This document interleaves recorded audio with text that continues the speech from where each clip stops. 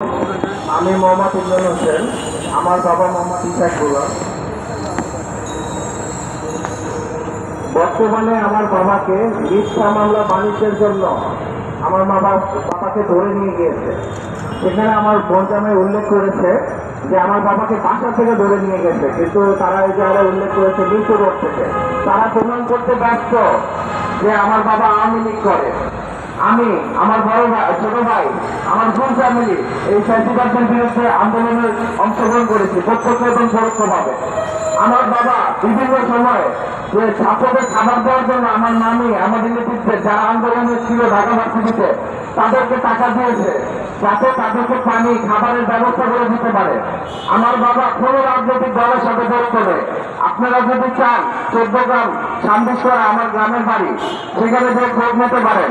আমার গ্রামের মানুষজন বিএনপি জামাত সবাই খুব আশ্চর্যজনক যে আমার বাবাকে আওয়ামী লীগের দোষর বানিয়ে গ্রেফতার করা হয়েছে। তারা খুবই মনোক্ষুব্ধ হয়েছে এই বিষয়ে। এবং আমার বাবা বিভিন্ন মাদ্রাসা মসজিদ নিয়ে সবসময় আছে, সবসময় ইনশাল্লাহ থাকবে।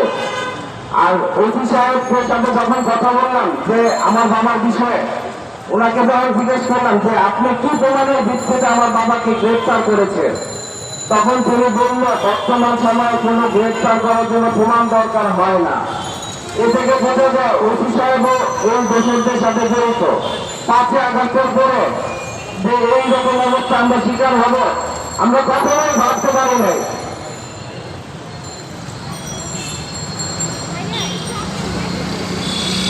আমার বাবা 14 দিন হলো চলে। আমার বাবা কি বল, আমার বাবা কখনো আওয়ামী করেনি।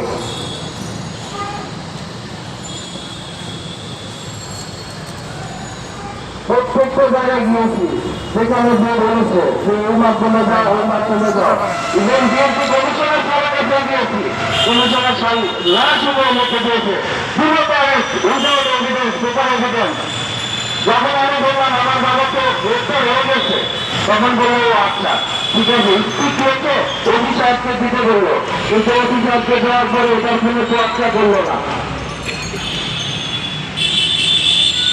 আমাদের কাছে পেপার ডকুমেন্ট আছে, আমাদের বিএনপির যে সদস্য 14 গ্রাম পৌরসভার, ওনার পক্ষে সুন্দরভাবে উল্লেখ করা আছে। আপনারা যদি চান আপনাদের কাছে বেতনটা তোমরা দিতে পারবো। আমি খুবই হতাশ যে বর্তমান সময়ে যে সাধারণ নিরীহ মানুষের বাণিজ্যের শিকার হচ্ছে। ম্যাক্সিমাম আপনারা দেখবেন যে বাণিজ্যের শিকার হচ্ছে বড় বড় ব্যবসায়ী বা ব্যবসায়িক বন্ধের কারণে। বাদীকে যখন আমরা বললাম ভাই আমি আপনাকে তো চিনি না, বাদী বলে